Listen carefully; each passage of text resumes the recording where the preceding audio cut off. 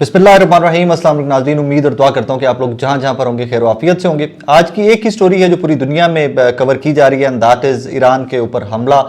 अभी तक कौन कौन से ममालिक हैं जो ईरान के साथ खड़े हुए हैं। बज़ाहिर तो ऐसा सच कोई सपोर्ट ईरान को दुनिया से हासिल होती दिखाई नहीं दे रही, बट प्रॉज एंड कॉन्स क्या हैं, व्हाट आर द पॉसिबिलिटीज़, और अभी तक ईरान का नुकसान कितना हो चुका है, उसके ऊपर थोड़ा सा बात करते हैं। मेरे साथ सीनियर जर्नलिस्ट जनाब ज़मीर हैदर साहब हैं, और रिजवान गिलज़ई साहब से तो पहले भी आपकी मुलाकात हमारी वीडियोज़ में होती रहती है। ज़मीर भी आपसे स्टार्ट कर लेते हैं। बज़ाहिर तो ईरान एट दिस मोमेंट लग रहा है कि अकेला ही खड़ा हुआ है। बड़ा अनफॉर्चुनेट है। एक तो ये कि हम एक तवक्को जो कर रहे थे कि जो हम सुनते आ रहे थे कि ईरान जो है वो तैयार है किसी भी तरह के हमले के लिए, और यही तासुर दिया जा रहा था कि वो एक न्यूक्लियर भी है, न्यूक्लियर कंट्री है, उसके पास न्यूक्लियर मिसाइल्स भी तैयार हैं, और एक डेटरेंस नज़र आ रही थी कि जी है तो कोई उस पर हमला नहीं करेगा। लेकिन हो गया हमला, और जिस तरह कहा गया है कि इस हमले की तैयारी अप्रैल से जो है वो वर्किंग शुरू हुई थी, इंटेलिजेंस गैदरिंग, और जिस प्रिसिशन से अटैक हुआ है उससे तो लगता है कि ये बाकायदा एक फूल प्रूफ पूरा प्लान तैयार था, और जिसके तहत फिर अटैक किया गया और टारगेटेड अटैक किए गए हैं, और कहीं पे भी जहां जहां पे अटैक हुआ है जो कैजुअल्टी वो चाहते थे वो कैजुअल्टी उनको मिली। तो ईरान की प्रिपेयर्डनेस खासतौर पे एयर डिफेंस के मामले में तो बिल्कुल जीरो हो गई। जो हमें नजर आया है कि अगर 100 से ज्यादा, कोई रिपोर्ट कर रहा है कि 200 जहाज अटैक करने आए थे, कोई कहता 100 करने आए थे, लेकिन एक भी अभी तक एज वी स्पीक अभी तक कोई भी एक जहाज नहीं गिरा सका ईरान। तो बात यह है कि दूसरा फिर तन्हा तो ऐसा सच नहीं है, मुस्लिम ममालिक ने आवाज़ उठाई है, और ईरान की खुद भी ये आवाज़ आ गई है कि वो चाहता है कि सिक्योरिटी काउंसिल का इजलास बुलाया जाए और इस तरह के इशू को। तो वो एक, अब मैं इसको ये नहीं कहूँगा कि ईरान की कोई कमज़ोरी है, लेकिन ऑफ कोर्स कोई बड़े कॉन्फ्लिक्ट की तरफ जाने से बेहतर है कि अगर तमाम उम्मत मुसलमान और तमाम ममालिक जो हैं वो इन दोनों ममालिक को किसी ना किसी तरह टेबल पे बिठाकर बातचीत की तरफ लेके जाएं। इवन इराक क्वेश्चन जो था वो यही था कि जी ईरान न्यूक्लियर मिसाइल बना रहा है, न्यूक्लियर बम बना रहा है, इसको हम वार्न कर रहे थे ना बनाओ ना बनाओ ना बनाओ। लेकिन उन्होंने कहा कि जी जब हमें 100% कंफर्म हो गया कि ईरान नहीं बाज आ रहा तो हमने मजबूरन अटैक करना पड़ा, और उन्होंने वहीं पे अटैक किया है जहां पे उनकी न्यूक्लियर फैसिलिटीज थी, न्यूक्लियर साइंटिस्ट थे। लेकिन अभी तक वो हिट नहीं हुई हैं, क्योंकि वो आईईए ने भी कहा कि वो वहां पर हिट नहीं हुई है, कोई लीकेज वीकेज इस तरह की या कोई नहीं। ये तो एक अच्छी बात हो गई ना, तो मतलब इसका मतलब है कि एक बड़े नुकसान से बच गए हैं। लेकिन अब एक वार्निंग तो मिल गई ना ईरान को कि उनका न्यूक्लियर फैसिलिटी जो है वो नॉट सेफ नहीं है, वो मतलब आइडेंटिफाई हो चुकी भी है और वहां पे अटैक हो चुके हैं। हो सकता है कोई और हिडन फैसिलिटीज हो जिनका हमें नहीं मालूम, लेकिन अभी तक की जो इतलात हैं उसमें तो यही नजर आ रहा है कि शायद ईरान जो है वो अपना दिफा नहीं कर सका। कह रहे हैं कि बेवकूफ़ी की है हमला करने वाले ने और उसको जवाब दिया जाएगा, सुबह की स्टेटमेंट वो चल रही है स्टेटमेंट। लेकिन मुझे ये एज सच अभी तक नज़र नहीं आ रहा कि ईरान में इतनी सलाहियत है कि वो इसी लेवल का जवाब दे सके। उसकी एक रीज़न तो ये भी है ना कि जितनी उनके ऊपर पाबंदियां हैं, जितनी उनके ऊपर सैंक्शंस हैं, ना वो कहीं से आर्म्स खरीद सकते थे, ना कोई मुल्क रेडी था उनको बेचने को। Even let's talk about Pakistan, हम भी नहीं बेच सकते ना उनको, सैंक्शंस बहुत है ईरान के ऊपर। बिल्कुल सही है, लेकिन उनके हिडन प्रोग्राम्स जो चल रहे थे वो कैसे चल रहे थे? बाहर से ही चीजें आ रही थी, वो हिस्ट्री है ना, अगर उस पर हम खुल के बात करेंगे तो वो एक और एंगल है। क्लेम ये भी था कि जी हमने पता नहीं कितने ड्रोन, उनका एक नाम भी है उस ड्रोन का, जो उन्होंने वो पता नहीं कितनी तादाद में उन्होंने रशिया को दी हैं। अगर सैंक्शन मुल्क है तो वो रशिया को देता। अच्छा, आप देखें बड़ी एक टाइमिंग आप देखें इस अटैक की, कि लग ये रहा था कि ईरान का सबसे बड़ा अलाय जो इस खत्ते में हो सकता है वो रशिया हो सकता है। रशिया खुद एंगेज हुआ है इस वक्त यूक्रेन वॉर में, ठीक है। और अगर किस तरह करवाया, फिर आप इसमें अमेरिका को भी रूल आउट नहीं कर सके कि एन उस टाइम पे एक बड़ा हमला यूक्रेन की तरफ से करवाया गया और फिर रशिया को दोबारा एंगेज किया गया। और कितने दिन हुए इस वाक़े को? हफ्ता 10 दिन हुए मेरे ख्याल में, और उसके बाद आपने देख लिया कि ईरान के ऊपर हमला हो गया। तो वहां पे रशिया को एंगेज करके आपने ये मूव चल दी, जिसमें मैं अमेरिका की प्लानिंग को रूल आउट नहीं करूंगा। वो तो ट्रम्प की वो ट्रुथ पे जो स्टेटमेंट आई है, अच्छा अब इसमें एक चीज बड़ी दिलचस्प है कि ट्रम्प का इलेक्शन पीरियड, हाँ, इलेक्ट होना और उसके बाद की स्पीच कि वो मुल्क को दुनिया में कॉन्फ्लिक्ट्स खत्म करना चाह रहा था। Yeah. That was trade no war. Trade और वो सब कुछ वो करना चाह रहा था, कॉन्फ्लिक्ट्स खत्म करना चाह रहा था। लेकिन अभी तक 3 मेजर कॉन्फ्लिक्ट हो चुके हैं। देखें, रशिया यूक्रेन वॉर खत्म नहीं हुई, पाकिस्तान इंडिया वॉर तकरीबन लिमिटेड वॉर हुई है, अच्छी खासी हुई है। अब उसके बाद आपने देख लिया ईरान।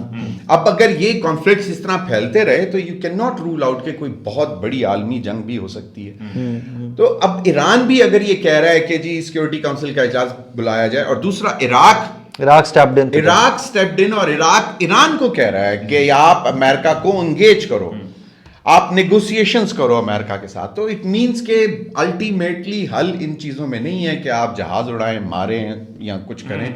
अल्टीमेटली आपको कॉन्फ्लिक्ट रेजोल्यूशंस की तरफ जाना है और वो टेबल के जरिए जाना है। Fair enough. रिजवान भाई, एक चीज तो तय है कि मुसलमान का एक जज्बा होता है, वो ताकतवर मुल्क है, वो कमजोर मुल्क है, उसके ऊपर सैंक्शंस हैं, वो सऊदी अरेबिया जैसा मुल्क है कि अनलिमिटेड फाइनेंस है एंड एवरीथिंग। बट इवेंचुअली इस्लाम भी कहता है कि तैयार तो रहें दुश्मन के लिए हर टाइम के ऊपर। I am very sorry to say that अगर देखने वालों को बुरा लगे उसमें आके, but we are very much hurt today. बहुत हर्ट हुए हम सारे कि ऑब्वियसली हमारा एक मुसलमान भाई मुल्क है, उसके ऊपर अटैक हुआ है और उनकी मतलब जो टॉप ब्रास उनकी आर्मी के जनरल्स थे या उनके साइंटिस्ट थे सारे, वो सबके सब अभी तक शहीद हो चुके हैं। सो अभी तो बाहर लग रहा है कि उनकी आर्मी भी दिल be bonkers at this moment के व्हाट नेक्स्ट, हमने नेक्स्ट क्या करना है। शायद उनको स्ट्रैटेजी देने वाला, प्लान देने वाले भी कुछ शख्सियात है सच आई थिंक मिलिट्री के अंदर एट दिस मोमेंट नहीं होंगी। But don't you think Iran wasn't prepared at all? अच्छा, जैसे एक तो हम भी एक्सपेक्ट ये कर रहे थे, जैसे सर ने कहा कि ईरान कह रहा था कि हम रिस्पॉन्ड करेंगे। ईरान का जो हमने रोल देखा है पिछले कुछ अरसे में, देखे ईरान टारगेट पे तो था, लेकिन ईरान के ऊपर अटैक करने से पहले जो दुश्मन था या अमेरिका अटैक करना चाह रहा था, वो सोच रहे थे कि मतलब ईरान जो है वो लेट नहीं जाएगा, उनके पास कोई है तैयारी है, और वो कर भी रहे थे। मतलब सैंक्शंस के बावजूद लगे हुए थे, चीजें अपनी कर रहे थे, और फिर वो प्रॉक्सीज तो उनकी थी। अब ये भी हकीकत है, इसको कोई झुठला नहीं सकता कि इवन पाकिस्तान जो एक ब्रदर मुल्क है, लेकिन यहाँ पे भी ईरान के हवाले से मसाइल तो थे। यहाँ उनकी बलूचिस्तान वाज डिस्टर्ब, बिल्कुल ऐसे ही।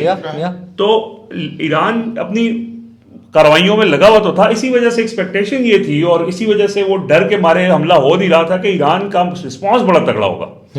अब रिस्पांस का मतलब ये होता है कि आपका डिफेंस जो है वो तगड़ा होना चाहिए, और इस दौर के अंदर जब आपकी ज्यादातर जो लड़ाइयां हैं वो एयर में होती हैं, हवा में होती हैं, और एयर में उनके पास वैसे ही कोई इतना ज्यादा काम नहीं था। हालांकि सुना है कि चीन के साथ कोई चीजें वो कर रहे थे अभी पसे पर्दा, लेकिन एयर डिफेंस उनका आज एक्सपोज हो गया। अभी तो कुछ देर पहले फैसल साहब आपकी मौजूदगी में बता रहे थे, हमारे बहुत सीनियर रिपोर्टर हैं जी फैसल साहब, वो बता रहे थे कि ईरान के पास जो एयर डिफेंस का या एयरफोर्स का सारा इक्विपमेंट या जहाज अभी तक हैं वो जो रजा शाह पहलवी वाले दौर के हैं, वो भी तब अमेरिकन टेक्नोलॉजी उनके पास है। और वो इनकलाब आए ईरान में कितना अरसा हो गया और वो टेक्नोलॉजी कितनी आउटडेटेड होगी, यू कैन इमेजिन दैट। फिर तो उसके बाद सैंक्शंस लग गई और सैंक्शंस के बाद फिर क्या उन्होंने एडवांस लेके आना था।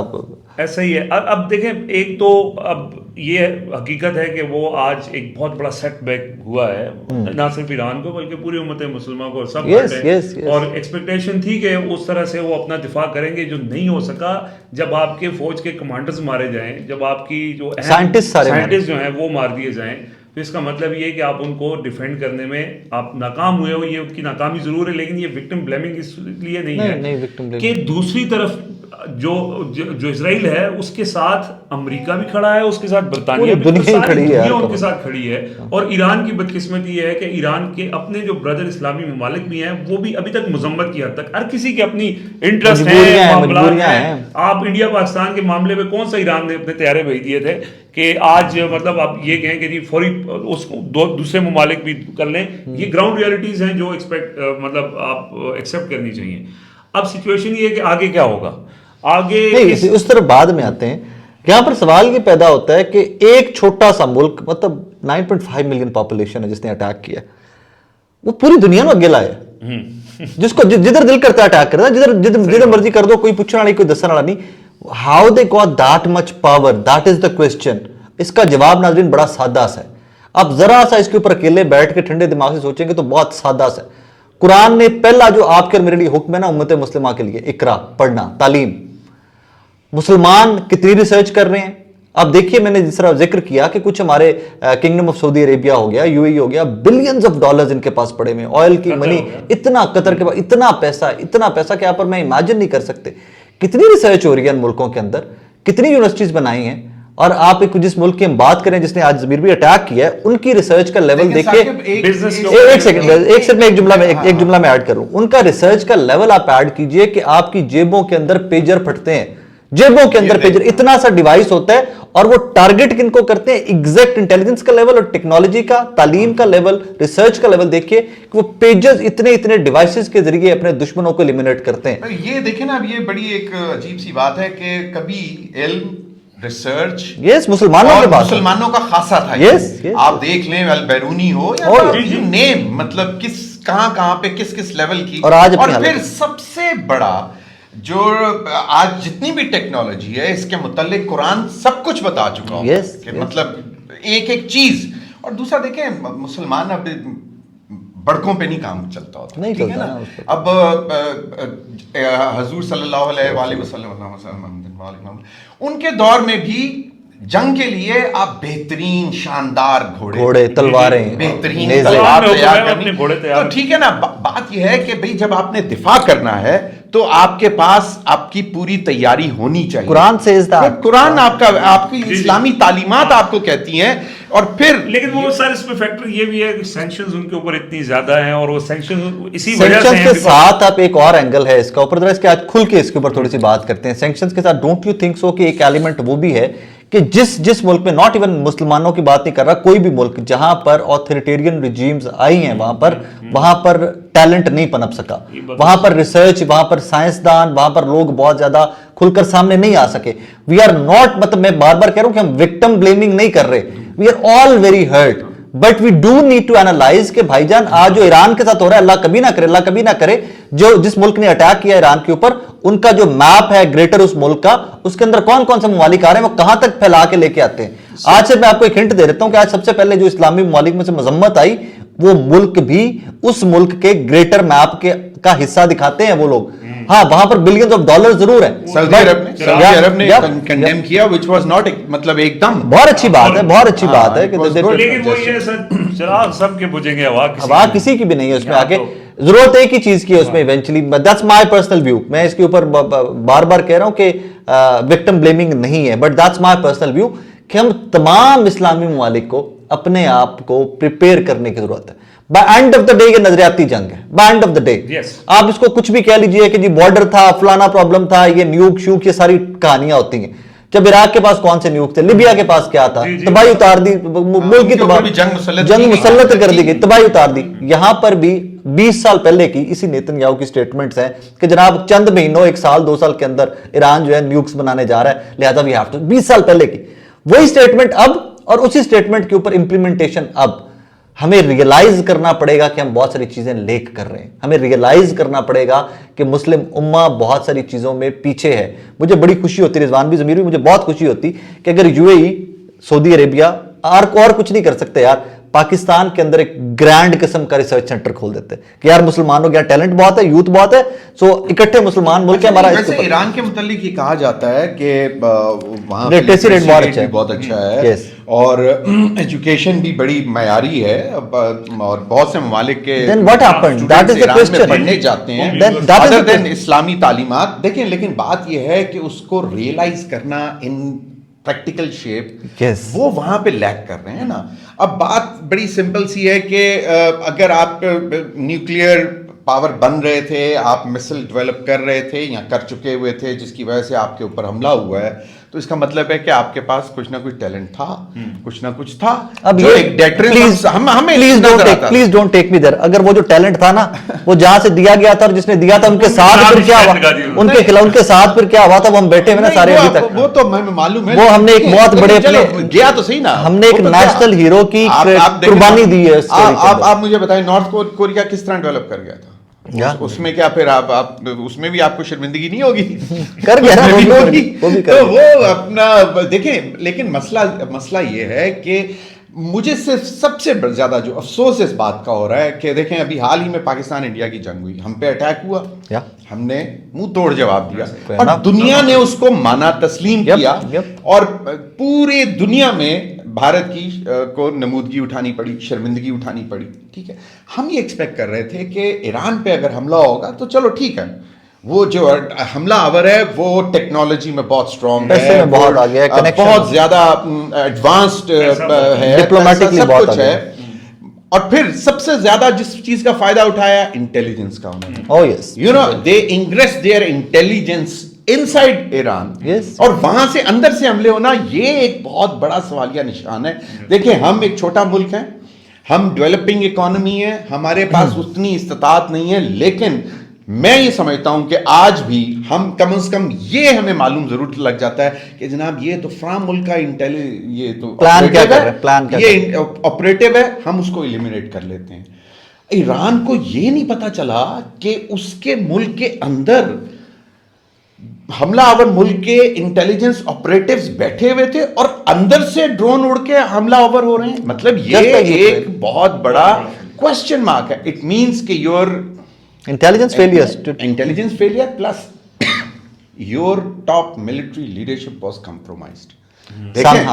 देखें, ये सम और दी अदर, टॉप नहीं तो किसी लेवल पे कोई ना कोई कंप्रोमाइज लोग के बगैर तो कोई वरना आप देखें, मतलब एक आपका दुश्मन मुल्क है, उसके अपने ड्रोन्स आपके मुल्क के अंदर पड़े हुए हों और वो वहीं से उड़ाएं और वो मार दें, ये कहीं पे, मतलब मुझे बताएं, मैं ये इसलिए मैं कहता हूं, अहमदी नजाद वाला बड़ा क्लिप आज चल रहा है कि उन्होंने कोई इस तरह की टास्क फोर्स बनाई, when he was president of Iran, उन्होंने कोई टास्क फोर्स इस तरह की बनाई कि जिस मुल्क ने अटैक किया है उसी की इंटेलिजेंस को काउंटर करने के लिए एवरीथिंग। तो वो बाद में पता चला कि जनाब वो जो ब्यूरो बनाया गया, जो इंटेलिजेंस का विंग बनाया गया, उसका जो टॉप बॉस था वो हिमसेल्फ वाज कॉम्प्रोमाइज्ड और 20-25 ऑपरेटिव जो थे उस सेटअप के, ही वाज कॉम्प्रोमाइज्ड। हालांकि ईरान कोई गरीब मुल्क नहीं है, मतलब ऑयल गुर्बत नहीं है, ऑयल में देखें यहाँ समझ आती है कि यहाँ वहां पे कोई सेपरेटिस्ट मूवमेंट्स हैं, ठीक है, वो मतलब बहुत ज्यादा जो प्रोग्रेसिव मतलब मूवमेंट्स हैं वहां पे इस अथॉरिटेरियन रजीम के खिलाफ, लेकिन वो इस किस्म के, हम ये नहीं समझते कि वो क्या दुश्मन के हाथों में खेले जाएंगे। This is something $1 question. और ईरान देखें, माइंड यू, मतलब ठीक है, हमारा हमसाया है, इस्लामी मुल्क है, हमें दुख है, दर्द है, तकलीफ है, लेकिन ईरान ने हमारे साथ भी किया हुआ है। देखें, बलूचिस्तान में अगर वो बाहर डेवलप करना चाह रहा है तो वो नहीं चाहता कि गवादर पोर्ट जो है उतनी इफेक्टिव हो सके कि हमारा बिजनेस खराब। तो देखें, मतलब ठीक है, जब आप अपना इकोनॉमिक इंटरेस्ट देख रहे हैं एक हमसाया इस्लामी ममालिक के मुकाबले में, तो चलें ठीक है, आप देखें, लेकिन आप एक दुश्मन मुल्क जिसका मालूम है कि वो आपका, वो मुसलमानों का दुश्मन है, वो मुसलमानों के ऊपर हमलावर होगा, उसके इंटेलिजेंस एजेंट्स आपके अपने मुल्क के अंदर मौजूद हैं। You know, that is a $1 million question. हम तो शायद देखें ना, मुसलमान होते हुए भाई भाई में हम शायद ओवरलुक कर जाएं कि यार ये तो ईरानी इंटेलिजेंस काम कर रहा है, हम ओवरलुक कर जाएंगे ना, हम नहीं सोचेंगे कि यार वो मुसलमान है, वो मुसलमान हमारे साथ क्यों करेगा। लेकिन मतलब एक यहूदी, you know, that is a, मतलब एक क्वेश्चन तो आता है ना कि भाई कहाँ पे थी आपकी इंटेलिजेंस। रिजवान भी जाते जाते, व्हाट डू यू थिंक, मैं तो खैर बहुत क्लैरिटी आ गई मेरी तो आज शाम पूरी इस पे लगा के, व्हाट डू यू थिंक इसका एंड रिजल्ट क्या है? इज इट दैट्स इट कि जो हो गया ईरान के साथ, दैट इज इट, और परसों ईरान दोबारा बैठे, since Iraq even said that कि जी अमेरिका के साथ दोबारा बैठे एंड टॉक अबाउट इट। नहीं, अल्टीमेटली तो चीज़ें टेबल पे जानी ही है, लेकिन ये मामला सिर्फ टेबल तक महदूद या नहीं है, या जो न्यूक्स के हवाले से नहीं है कि ईरान वो बना रहा है, ये वही ग्रेटर प्लान है। आज ना हुआ तो कल दोबारा ये स्टार्ट हो जाएगी, फिर अटैक हो जाएगा, या कोई भी कहानी। सो एक अभी ये है कि ईरान, बेशक उनका नुकसान बहुत हो गया है, लेकिन ईरान तो लड़ेगा। मतलब जो, मतलब मेरी जोश तो है उनमें वो, मतलब ईरान के ये क्रेडिट तो उसको देते हैं, हमने उनके वीकनेसेस के ऊपर बात की है, लेकिन एक मौक़िफ़ है वहाँ पे, लोगों के अंदर जज्बा भी है, जो लड़ने वाला जज्बा कौम के अंदर होता है, एक कौम की तरह अभी तक है। ठीक है, अथॉरिटेरियन रिजीम वहाँ पे है, लेकिन उसके बावजूद मतलब पब्लिक लेवल के ऊपर एक बड़ा वो जज्बा भी है, जज्बा जिहाद भी है। मैं आज देख रहा था कि वहाँ पे उनकी जो आर्मी है, उनकी तरफ से ये आ रहा था कि जो मौत से डरता है वो करबला वाला नहीं है। तो ये तो एक ऐसा वो चीज़ है कि जिस पे तो लोग कुर्बान हो जाएं शायद। सो वो लड़ेंगे, लेकिन अगेन वही है कि हमास भी लड़ रहा है, लेकिन उस लड़ने का कोई फायदा नहीं Wipe out है। ही लड़ाई कर आप उस दुश्मन के साथ नहीं कर सकते जब तक, अगेन जो हमने पहले पार्ट में बात की है, तैयारी तो कर आप लो, अपने आप को तैयार तो कर जब लो। तक तगड़ा नहीं करेंगे सारे मुस्लिम ममालिक इकट्ठे होके और उस तरफ नहीं जाएंगे जो उनकी ग्लोरी थी और उनके जो आबा ने जो किया था, आज अगर अगर उसको मैं- फॉलो नहीं करेंगे तो इसी तरह तबाही अगर होगी। आज मैं एक सेंटेंस कहूँ, I don't know whether you two will agree और यू वुडंट, डॉक्टर कदीर का शुक्रिया, Yes. भुट्टो का शुक्रिया, हर वो बंदा- नवाज शरीफ का शुक्रिया, हर वो बंदा जो और इसमें हर उस गुलाम इसाक खान साहब और हर वो बंदा कि जिसकी वो कंट्रीब्यूशन है हमारे न्यू प्रोजेक्ट के अंदर, रीजन कि आज अगर मैं हम तीनों बैठ के कैमरे के सामने आपके साथ बात भी कर रहे हैं ना, तो उसकी रीजन ये है कि वी आर सेफ, हमारी फौज, वी आर सेफ, वरना ये शायद आज हमारा भी देखिए डिफेंस जरूरी है। और डिफेंस अभी मैं देख रहा था आज के डिफेंस, उनका जो डिफेंस बजट है वो पाकिस्तान से ज्यादा है, ईरान का ऑयल मनी है ना, ठीक है, बहरहाल हाँ। सैंक्शंस के बावजूद, पैसा भी है, सैंक्शंस के और देखें रशिया को ऑयल वो क्रूड ऑयल हाँ, देते हैं, देखो। चाइना को वो वो sanctions के बावजूद भी तेल बेच रहे हैं। अब देखें बात यह है कि अगर जो आपका रिजवान से सवाल था कि क्या लगता है कि ये तो मतलब Is it done? It is done, मुझे ये लगता है कि ये जो एक पॉलिसी है ना, एक वेस्ट की एक पॉलिसी है टू कंटेन चाइना, वो number 1, and now to contain Russia as well, तो उसमें शायद ये दोबारा एग्रेशन आएगा, मुझे लग रहा है, जो क्योंकि इस खत्ते में पाकिस्तान, ईरान, टर्की, फिर ये जो है एरिया, ये एक तरह से वो बफर बन रहा है कि जो इन दोनों को रोकने के लिए इस्तेमाल किया जाएगा स्ट्रेटेजिक लोकेशंस की वजह से। तो प्रोबेबली अगर तो वो कॉन्सेप्ट है और उस पर काम होना है तो फिर तो शायद मजीद वो तो बार बार राज भी कह चुके ना कि ये जंग अभी चलेगी, ये वो नहीं था, सिर्फ एक ऑपरेशन नहीं था, दिस इज उनका डोमेस्टिक जो मीडिया है वो यही सुबह से रिपोर्ट कर रहा है कि this was not an operation, ये वॉर है, फुल फ्लज वॉर है, so it will go on. Anyways नाज़रीन, दुआ में याद रखिएगा, स्पेशली ईरान को, हमारे बहन भाइयों को दुआ में याद रखिएगा। और सेकेंडली जाते जाते एक बार फिर से उसी चीज़ पे मैं बज़िद दूंगा और मैं उसी पे स्टार्ट करूंगा कि हमें मैक्सिमम रिसर्च, हमें maximum scientist, maximum engineers, PhDs, not us only, तमाम इस्लामी ममालिक ने उनकी ज़रूरत है, वरना फिर आगे का सोचना होगा। वैसे तो वी डू लेक दैट और हम अक्सर बात भी करते रहते हैं, लेकिन जो हमारे वो जगह अगर हमारी आवाज़ वहाँ तक पहुँचे कि जहाँ पहुँच के कोई असर हो सकता है, तो हमें यकीन मानिए सबसे ज़्यादा ज़रूरत इसी चीज़ की है, रिसर्च, डेवलपमेंट, साइंटिस्ट, इंजीनियर्स, हमें सबसे ज़्यादा ज़रूरत उनकी है। अपना ख्याल रखिएगा।